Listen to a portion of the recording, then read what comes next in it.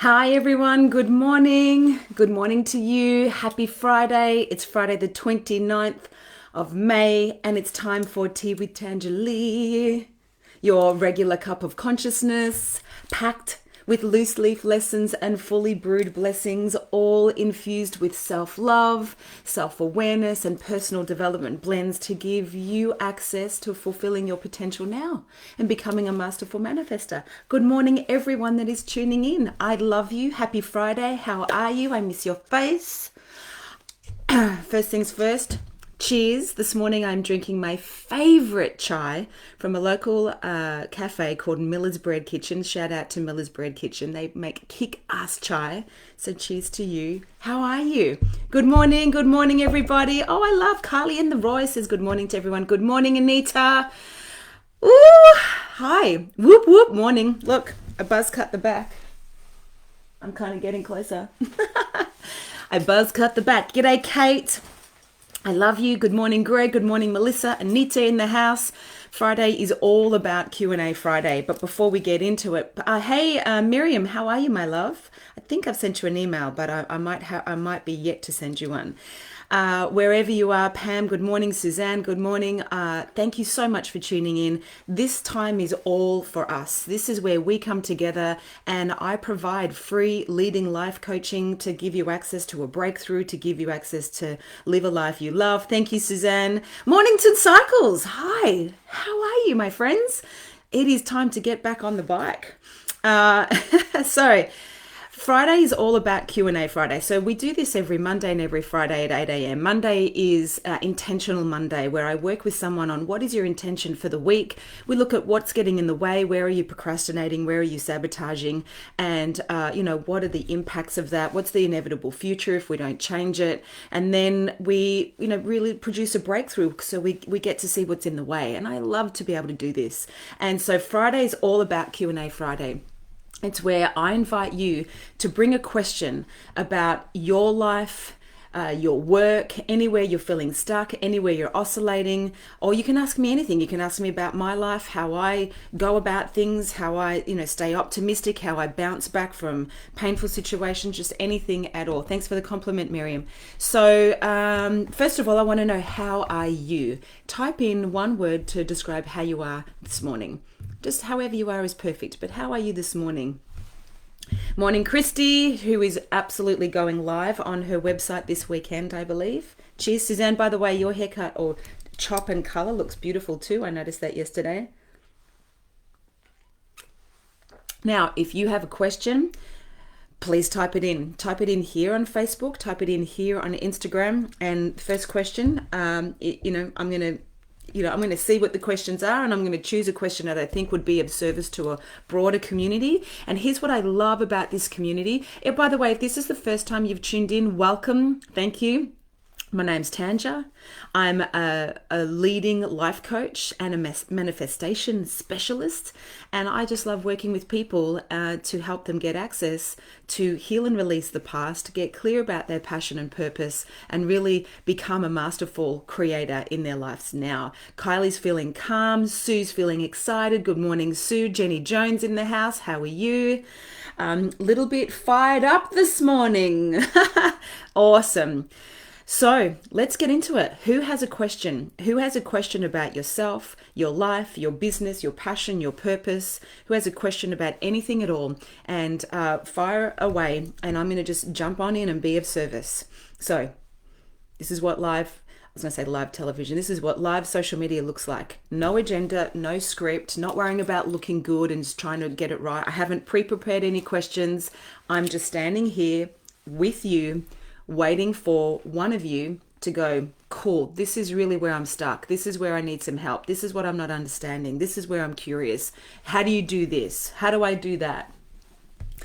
F45, energized post F45 this morning. Awesome. So you can type in a question here on Instagram. You can type in a question here on Facebook. Who's going to be a Braveheart? Miriam's feeling flat. Miriam, what is the source of your flatness, my love? All right. I want to know more about how we heal the inner child within. Ooh, how do you Not be a victim. Oh, far out. They're both really great questions. How do you not be a victim? Oof, okay, struggling to tap back into the passion that has driven me with my franchise. Yeah, thanks, Miriam. There's a lot of people post-Corona Loco and self-isolation that are kind of struggling to get back into it. Miriam, my invitation there is just re-presence the why. What is the reason you birthed the business in the first place? What did you see possible for your clients and their lives and their families and the community as a result of your lighthouse leadership? What's your why? And when you re-presence your why and feel that flowing through the blood in your veins and the marrow in your bones, if that doesn't inspire you, then maybe you need to elevate the why. Because if your why doesn't inspire you, or you're hanging on to some funk in your trunk and you can't access the why or the inspiration, then that'll keep you flat. So going back to your why is always a really good thing to do if you're feeling stuck, or you're feeling like you are losing your mojo. All right. How do you not be a victim? I'm going to answer that question because research shows that 98% of humanity, 98% of the planet typically feel like they are stuck, not going anywhere, or oscillating, taking 2 steps forward and 2 steps back. And when we're in that place, we actually often feel like a victim because we don't feel like we're at the helm of our life. We don't feel like we're creating our life. You're welcome, Miriam. So here's the deal. Here's how this Friday gig works. Because I'm answering a question here of I want to know more about how we... Oh, sorry, no, I'm not answering that question, but that's a really good question. Today I'm going to answer, how do you not be a victim? What I'd love is, as you on Facebook and Instagram, as you hear things that I'm saying, if you dig what I'm putting down, then type it in, because the more that we capture, the lessons and the insights, the more that people who watch the recording will hear and learn it. And I learn from you and what you're getting, and it's just more engaging. And of course, one of the things I love about this live community is people offer love and support. So this question is, how do you not be a victim? This is from Kathy. And so who else is interested in this question, how to not be a victim? And when I say victim, it's not like you're actually, sitting on the floor in the corner, rocking back and forth, in a really funk state. Being a victim, the definition of victim is someone who believes that they're at the mercy of external circumstances. Or said in another way, someone that believes that they don't have the power to change their reality, to change a situation, to change their environment or what they're dealing with. So they feel powerless. Does that make sense? Now, Kathy, I'd love to know a little bit more. Can you tell me, are you asking me for me, like how do I not be a victim? Or are you asking kind of generally? Or are you asking for yourself? And if you're asking for yourself, if you're brave enough and other people are saying, yes, please, and thank you everyone that's typing in your questions. Sylvana's typed in, how do I deal with the negativity of friends who whinge about their present situation? Ooh, that's such a great question. I wish I could answer all of them, but I'm going to answer the victim one for now. Can you tell me if you're feeling a victim yourself, Kathy? Are you feeling like a victim yourself? Are you feeling like you don't have the power to change your reality? I feel like gratitude is a big part of not focusing on attached to your own story. Yes, good one, Christy. So, Kathy, are you feeling like a victim? And if so, like powerless and like you can't do anything about a situation? And if so, what area is it? If we can go a little bit more granular, then I can help you even more. Hey, Emily, good morning. So, Kathy, if you're willing to write that in, that would be amazing. So before I dig deeper with Kathy, what I'll say about victim is, consider this. There are 2 lanes that we can operate in. There's the lane of our soul. Oh, hey, logo expert. And there's the lane of our ego.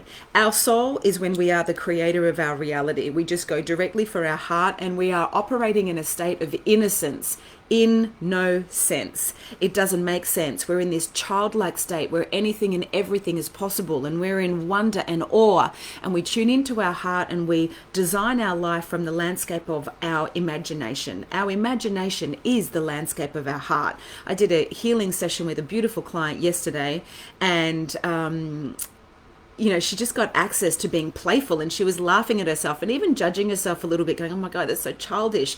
But you want to be in that state. Consider, as grown-ups, it's boring and serious and significant and small and restricted and contained and limited.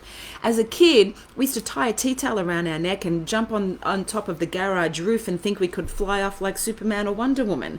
We built forts through sticks, and our imagination was big, and we weren't limited by the decisions and limiting beliefs that we create for ourselves in our life. Does that make sense? So staying in a childlike state, staying in a state of wonder. Kathy, I'm still hoping to hear from you, my love, on, is it something particular? Are you asking generally, or is it something particular that you want to know? Which lane we choose to live in. Exactly. Soul FM or ego AM. So how do you know if you're in your soul, if in your creator orientation? You're going directly for what you love. You're not seeking people's approval. You're not over-promising and under-delivering. You are living by the beat of your own drum. You're in a state of wonder and childlike innocence where anything and everything is possible, and you believe that you can create what you like. You know shit's going to happen. You know funk occurs, but you don't get stopped. You find a way around it. When we're in our victim, when we're in our limiting beliefs and our ego AM, which is shitty talkback radio, by the way, our ego, which is the persona of our limiting beliefs, because you and I were used to be kids, for me a long, long time ago, and no, just kidding, sort of, and we thought that when we came here as kids, we were going to get 100% love and nurturing from the feminine and 100% acknowledgement and praise from the masculine, whether that's your biological mother and father, foster parents, guardians, whoever, right? Grandparents. And what happens is we think, oh my God, this place is amazing. I'm going to get love and nurtured and acknowledged and praised. And then something happens, whether it's simple or traumatic, and we make decisions which disconnect from the heart of who we are. And then boom, we've created our ego. And our ego's fundamental belief that you and I share, as clear as our tears are clear and as our blood is red, is that we are not good enough. And when we believe that we are not good enough, we seek validation, and our agenda becomes about seeking validation, and we feel powerless. And, again, this client that I worked with yesterday, she got to see that she made a decision at the age of 12 when some stuff went down with her family and her uncle and big money business. And at 12 years of age, she took on the responsibility of every individual in her family's happiness and future and success. A 12-year-old, now beautiful, noble little 12-year-old, but who just did not have the skills and resources to do that.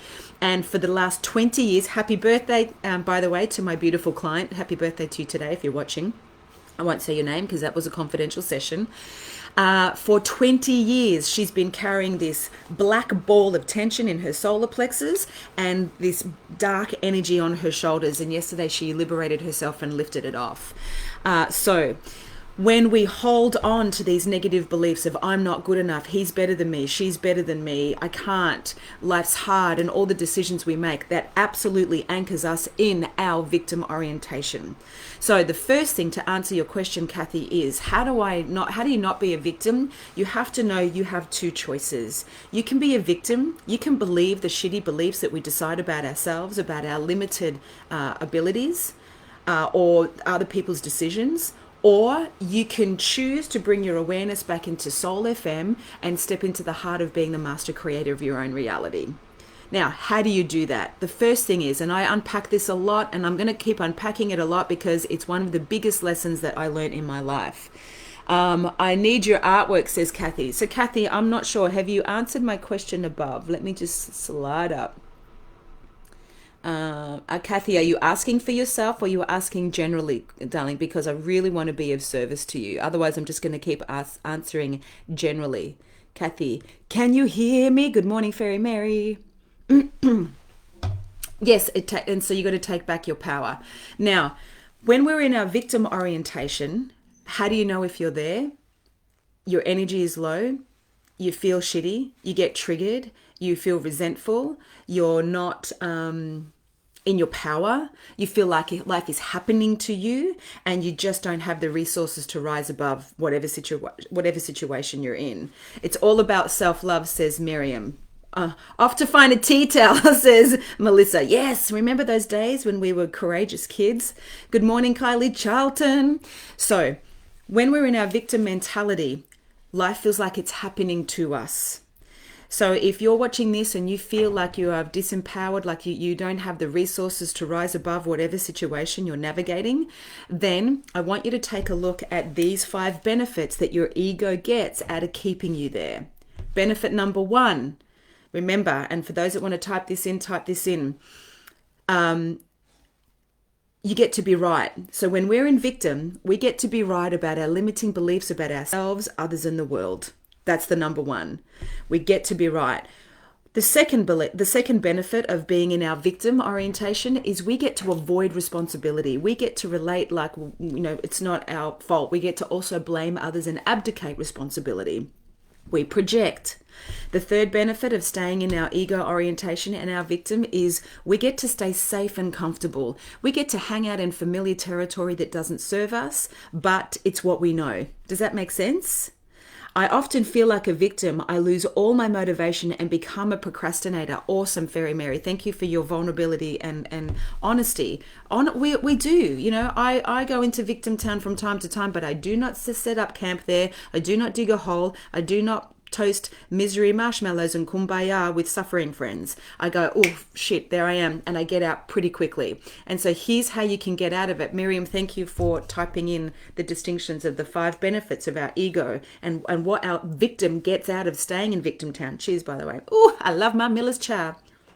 Is this making sense, my friends? Are you picking up what I'm putting down? So safe and comfortable, hanging out in familiar territory. You don't like it there, but you know it there. And a victim loves familiarity. And let me tell you that every single time you have a limiting thought, you have that victim belief. If you scroll up, I've answered it 3 times. Oh, I'm sorry. There's just so many messages happening. Thank you. I will scroll up. Tangeli, can you see my post? Stick with me, people, because I really want to be specific with my feedback so I can be of the greatest service. So share with me as I'm scrolling for Kathy's message. Can you, wow, my son is 13 and he's decided to move to his dad's. He's leaving today. I feel this today. Oh, Kelly, sister, I feel you and I hear you and I hold space for you, hun. That's a big thing. Okay, let me offer you this. This is what victims do too.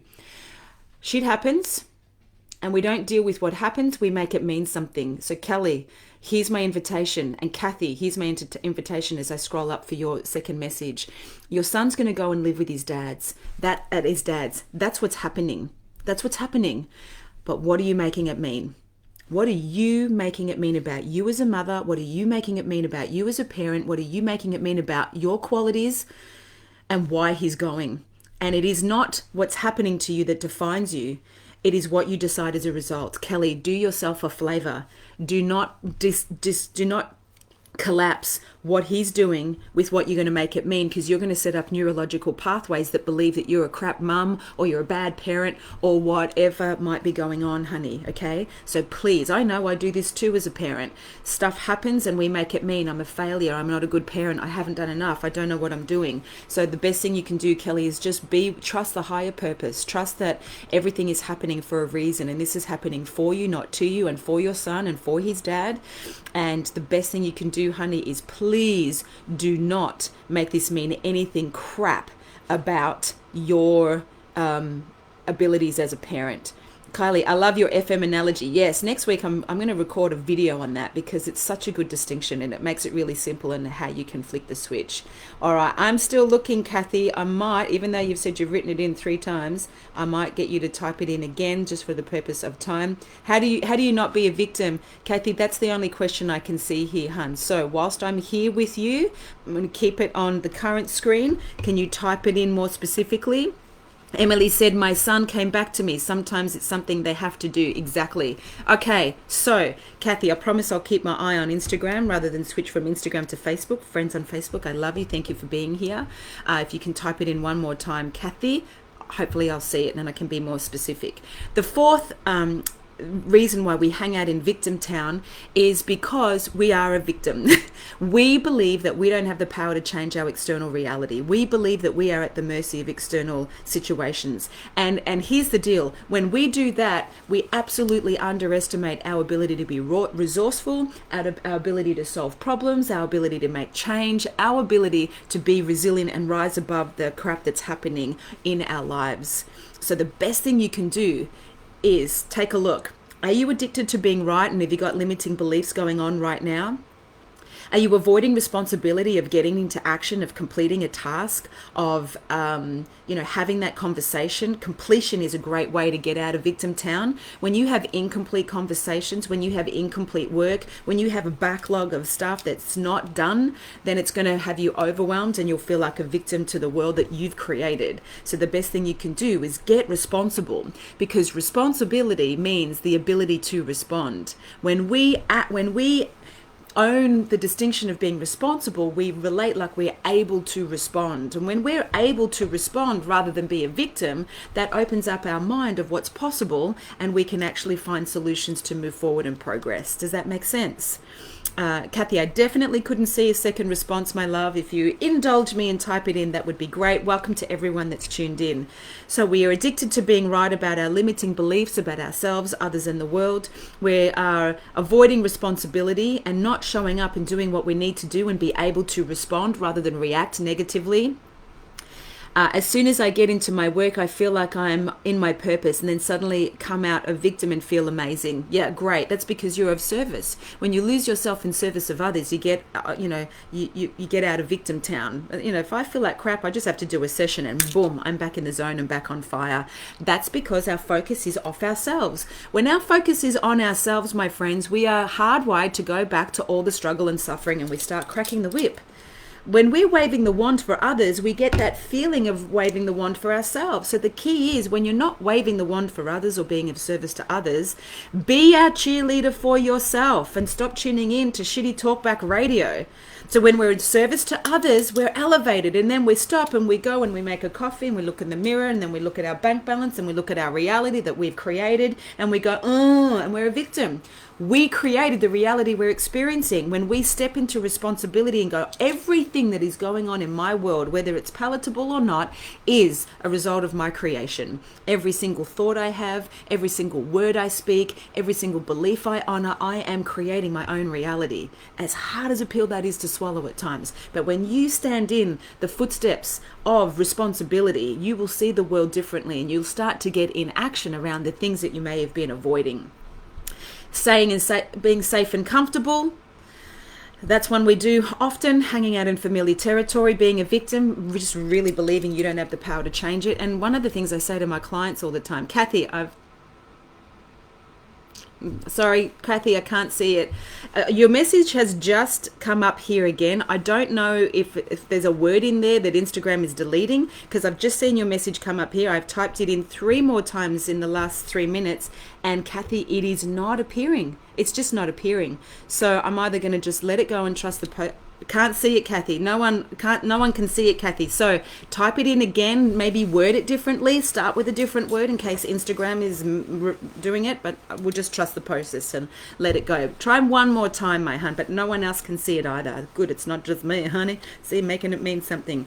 Come on, let's all intend that Kathy's message comes through. Miriam's written, when we are of service to others, we elevate our own energy. Yeah, so when you're of service to others, you elevate your own energy. Why don't you use that cyberbullying? Why don't you use that belief here? Are you saying that you're feeling like a victim because of cyberbullying? Cyberbullying is occurring? Is that what it is? Kathy, type in yes if that's the case. There's a bit going on for people around this. Damn, that's good. Victim, lacking the resourceful to rise above. And then the final piece, the reason why we hang out in our ego orientation, being seeking validation, is because we're seeking significance. Often, and this is a really great one, Mary, for your thing about you're on fire when you're of service to others, and when you're not, you slump into victim. Sometimes it's because we're being very significant about ourselves and our lives. We're significant about our body. We're significant about our relationships. We're significant about our money or our business or our lack of money or our business is going or not going. We get very serious and significant and closed and contained and reduced and small and restricted because we are in fear. When we are in victim, we are in fear. When we are in our ego, we are in fear. Yes, Tanja. Okay, great. Thanks, Kathy. We got there. Interesting, right? So Kathy's question is, how do you not be a victim? And I asked her to identify, was there something specific that's having her feel like a victim? And she said cyberbullying. I was talking to a close friend about this recently. By the way, is anyone, if you're here on Facebook and Instagram and you've had any sort of cyberbullying, which I have had recently, someone wrote this interesting thing on my website. Has that happened to you? If you've had any cyberbullying, can you type in, yes, I've had cyberbullying. So, Kathy, this one's really simple. What other people think of you is none of your business. What people are projecting to you is a reflection of their internal landscape, not your reality. And it's easier said than done, I know, because at core, we all want love. We all want connection. We all want validation. Like, look at the yeses that are coming up on cyberbullying. When we live publicly and we live on Instagram or Facebook or, we're engaging with people and we're on open platforms, we are exposing ourselves for the opinions of others. Now, think about it. If 98% of the planet is in ego AM, feeling like a victim, like they're at the mercy of external circumstances, like they don't have the power and therefore we're seeking validation, we are addicted to people pleasing. We are addicted to validation from others. We are addicted to, you like me? Do you like me? Do you love me? Am I okay? Is this okay? Are we okay? And we become obsessed by it. You just have to listen to famous people who get all these wonderful reviews and they look and scan for, if they're in that space, they look and scan for the shitty comments and then they focus all of their energy on the shitty comments. That's what we do. And what happens is we get hooked, we get triggered because we want to be liked. And when we have a cyberbullying comment, it's a reality that someone doesn't like us. And it absolutely triggers our inner child. Our inner child that's in the playground that wants to be liked, at 1 minute has a friend and then the next minute, I don't like you, or they didn't like the swap card, or they don't like your freckles or whatever. I promise you, I'm a 48-year-old young woman that's got a 6-year-old Tanja inside that wants to be loved. And if I don't keep her in check, she will, seek validation. And you have a little girl and a little boy inside of you, depending on who you are, that is really desiring to be friends with people, to be connected, to be liked. Does this make sense? So it's not you as the adult on Instagram or Facebook that's reading a message that goes, oh, that's not nice. It's your inner child that gets wounded, that gets hit with, you don't like me. And everything gets triggered about not being liked or not being validated or not being seen or not being connected. Melissa's saying, been there too. So what other people think of us is none of our business. And it is our choice to focus our energy on whatever comments they say or not. And if you choose to give those comments energy, then you're engaging with a low vibration.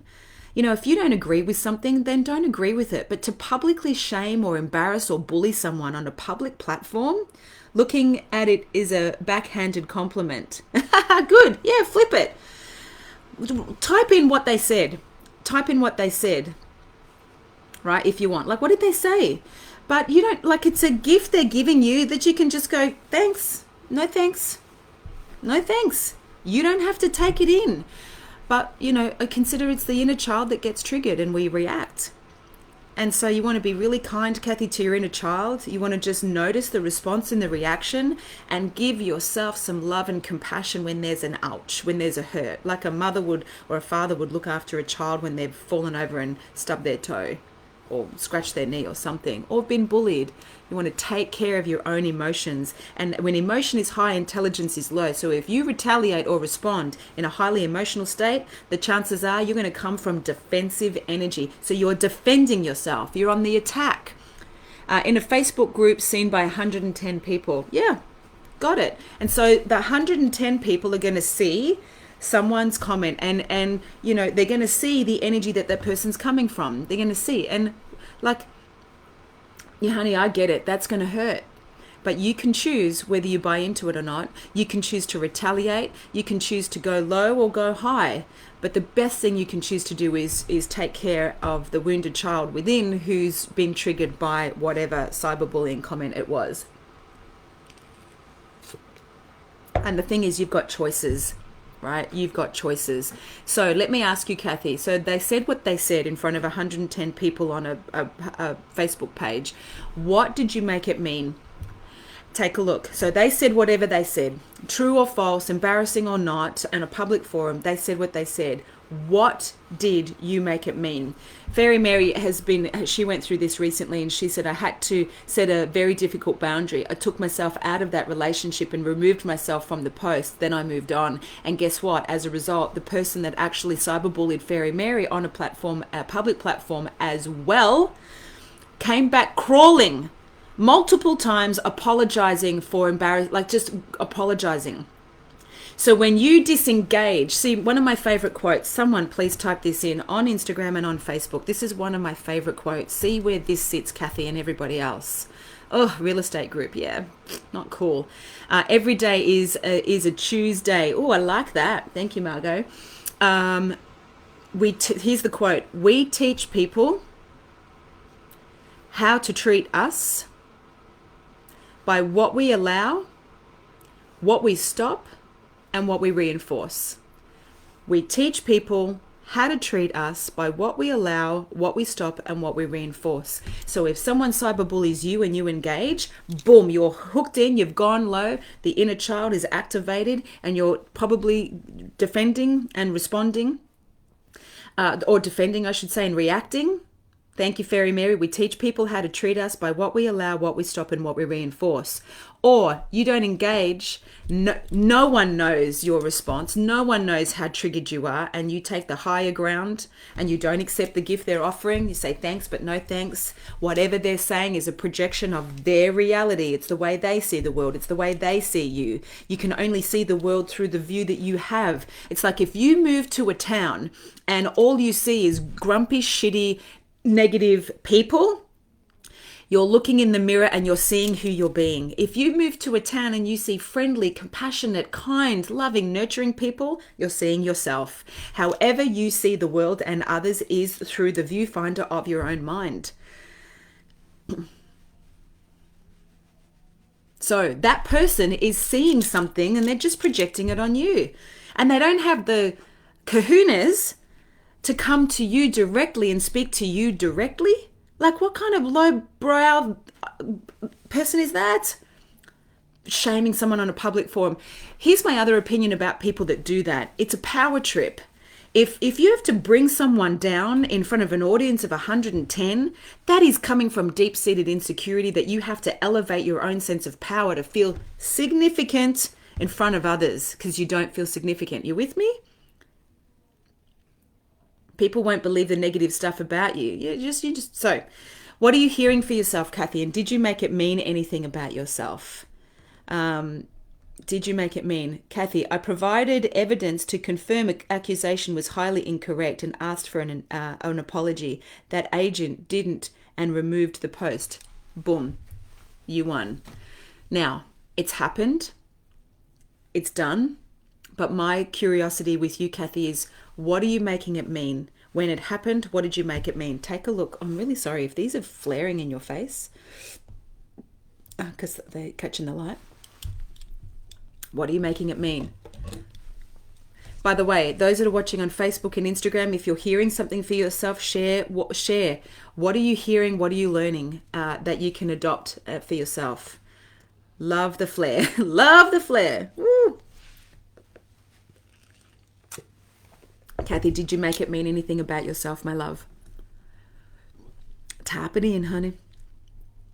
So, today's conversation is how do we not be a victim? How do we not relate like we don't have the power to change our external circumstances? Kathy said she recently experienced some cyberbullying on a public platform of real estate professionals. I like to be correct. Okay, so you would have gone straight into, I got to be right. I got to prove myself. Let me show the evidence. Justify yourself. Defend yourself. Okay, and that's your choice. You took the action. You made the step. There was no apology, but the agent removed the post. I felt my reputation was somehow affected. Awesome. So you defended yourself. You justified it, and it was removed. So what I can hear is you felt like a victim of cyberbullying. Now, what I want you to remove, and it sounds like you handled it beautifully, but here's what I want to give you. Please Control Alt delete the opinion that you were a victim of cyberbullying. I was more concerned about the other 109 people. Of course you were, my love. I understand. It sounds like you handled it beautifully. The best invitation I can give you now, because it's done, is take out of your brain that you were a victim of cyberbullying, because that decision that you make will exist in the future, not in the past, with the post with the 110 people. When you make a decision that I was a victim of cyberbullying, you make that decision and it lands in the future. The agent did apologize. Oh, okay, great. The agent apologized. It was removed. You justified yourself. You withheld your reputation. Done. But I want to deal with you now about your question of how do I not be a victim? How you don't be a victim is you don't tell yourself you were a victim of cyberbullying. You weren't a victim of cyberbullying. You had someone cast their opinion on a public platform. You corrected it. They apologized. They removed it. That's what happened. You're not a victim. Because if you tell yourself a victim, you get to be right about it. And then your viewfinder goes, I'm a victim. And you will manifest more opportunities like that to occur, because we have to be right about our decisions. Does that make sense? The 109 got to witness someone else making a dick of themselves, not you. Yes. Does that make sense, Kathy? How do you not be a victim? Don't tell yourself you were, because we believe what we receive in our mind and we perceive. So a more empowering definition is you weren't a victim. Someone did something shitty. You put them in your place. They apologized. It's deleted. You're empowered. Start telling yourself a more empowered distinction, like, you're empowered. You stand up for yourself. You're courageous. That's my tip.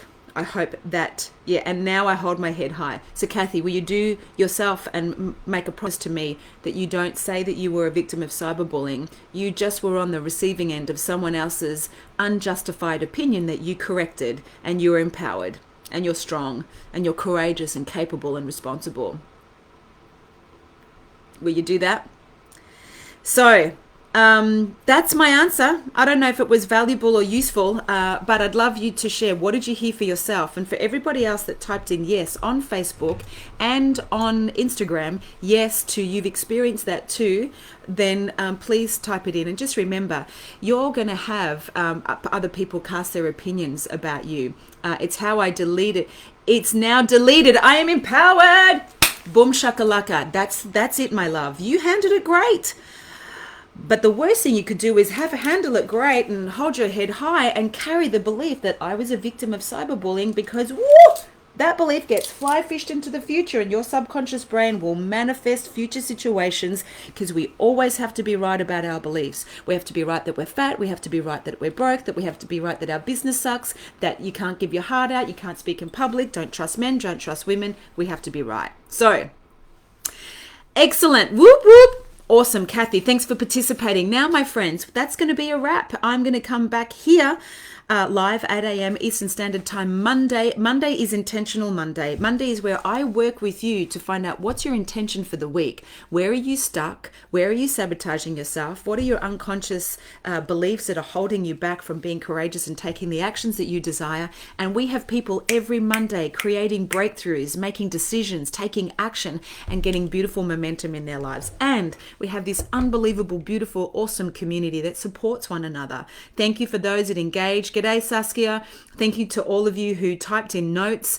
Please remember to be a devotee. Fill your cup up with self-love and go brew you. I would love you to share this opportunity with others. If you have a question that you want answered, please DM me either here on the comments in Facebook or privately, or DM me in Instagram. No one deserves to be shamed in public place behind a keyboard. People can be mean when they're not behind a keyboard, but wouldn't do it face to face. Keyboard warriors. Yeah, you're welcome, Pam. Control, Alt, Delete, says Patty. Much love. I hope you guys have a beautiful weekend. I am going to be of service to a number of clients today. Then I'm going to try and get a pedicure and manicure because I got myself a photo shoot with the team at Prod House tomorrow for all my new branding and my new website. I've got some yummy things I'm cooking up and I can't wait to share it with you. Thank you for choosing to spend your time. Thank you for all of the beautiful comments you're giving to each other. I love you dearly and deeply. If you think other people would benefit from this free leading life coaching, then please let them know. And if you're sitting there with a cup of tea or a chai or a coffee, take a selfie and tag me in it on either Facebook or Instagram so I can share the love. I love you. Go well. And thanks for choosing to spend your time with me. Thanks for being such a generous community. This is such a beautiful community and I love you all. Have a beautiful weekend. Go be amazing. Kathy and all of you. Be empowered. Don't take on the opinion of others. Remember that quote. Remember, Tanja, we teach people how to treat us by what we allow, what we stop, and what we reinforce. Take that into your day today. Notice where you need to set boundaries. Notice where you need to say no, thank you. And you don't have to take on the opinions of others. It's their projection from their perspective. Just send them love. Because a lot of people cast nastiness because they're insecure and in pain. The meanest people are the ones in the deepest pain. The best thing we can do is stay high, rise above, and send them love and create a really, really clear boundary. George, I love this community too. Life is wonderful. Cheers to that. Go brew you. I love you guys.